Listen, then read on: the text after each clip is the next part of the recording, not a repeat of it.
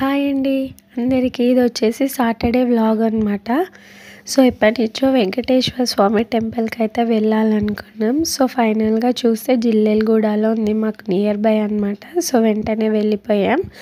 So వెంటనే enter కాగానే ఇక్కడ మనకి ఆంజనేయ స్వామి విగ్రహం అయితే ఉందండి. సో ఇక్కడ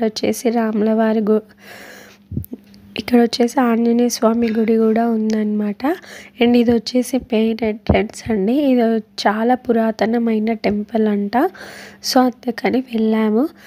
అండ్ ఇది వచ్చేసి మొత్తం చుట్టూ టెంపుల్ లోపల మనకి ఇలా ఉందన్నమాట. అండ్ ఇక్కడ వచ్చేసి ప్రసాదం కౌంటర్ అయితే ఉంది. సో పులిహోర లడ్డు అయితే అమ్ముతున్నారనమాట.